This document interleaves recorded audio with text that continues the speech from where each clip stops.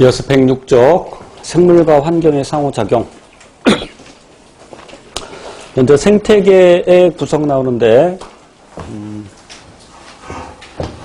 이 생물의 구성 단계를 보면 세포를 기본 단위로 해서 체계적으로 구성되어 있죠. 그래서 구조가 기능을 결정한다라고 했는데, 그래서 구조가 같은, 즉 기능이 같은, 구조와 기능이 같은 세포들이 모여 있죠. 그 모임을 조직이라고 합니다. 그래서 동물의 조직은 이제 고등 수준에서는 4종류로 나누죠. 상피 조직, 결합 조직, 신경 조직, 근육 조직. 앞에서 언급했었죠.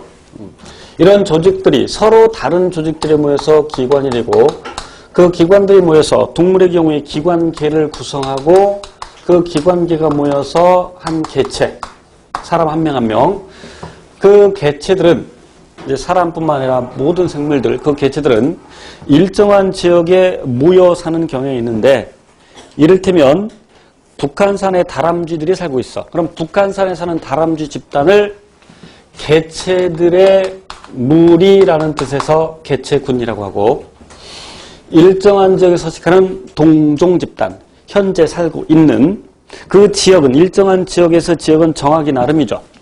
뭐 북한산으로 정할 수도 있고 아니면 한반도로 정할 수도 있고 이런 식으로. 그런데 현재 살고 있는이 중요합니다. 현재 살고 있는이.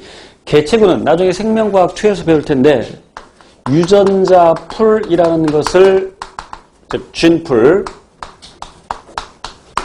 공유하는데, 유전자 풀이라는 것은 한 개체군이 갖고 있는 유전자 전부, 한 개체군이 갖고 있는 유전자 전부. 그러니까 북한산에서는 다람쥐 각 개체들이 갖는 유전자도 있을 것이고 그것들의 전부, 이걸 유전자 풀이라고 하는데, 유전자 풀을 공유한다는 얘기는 교배가 일어난다는 얘기입니다. 개체군은 유전자 풀을 공유한다.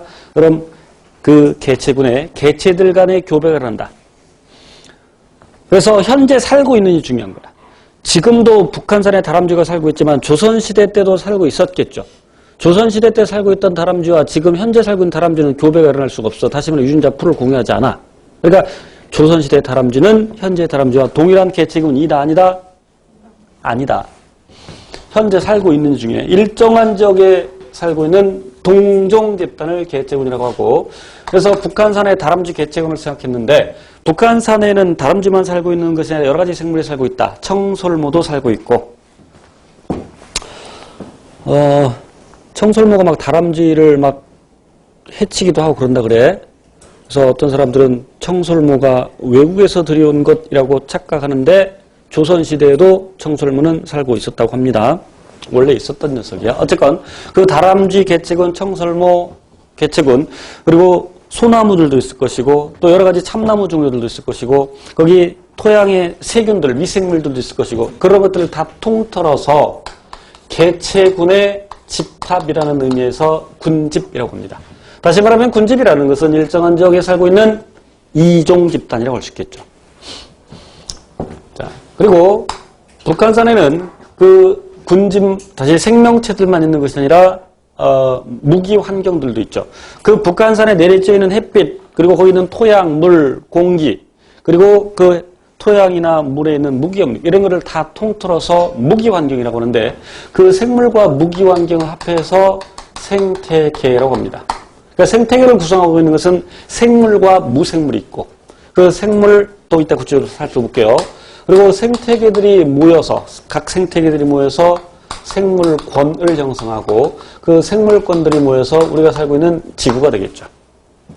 그래서 이제 우리는 요 개체부터, 개체 수준에서부터 생명 현상을 이해하려고 하는 것을 생태학이라고 합니다. 그래서 여기서는 개체, 개체군, 군집, 생태계, 이런 개념을 잡아봐야 되는데, 그래서 생태계를 구성하는 것은 정리하면서 봅시다. 생물과 무생물, 그래서 생물적 요소, 또 무생물, 다시 한번 비생물, 그래서 비생물적 요소, 이렇게 나눌 수 있는데, 그 비생물적 요소가 바로 무기환경. 아까 얘기했듯이 북한산을 예를 든다면 북한산에 내려지는 햇빛, 그리고 거기 있는 토양, 물, 공기, 그리고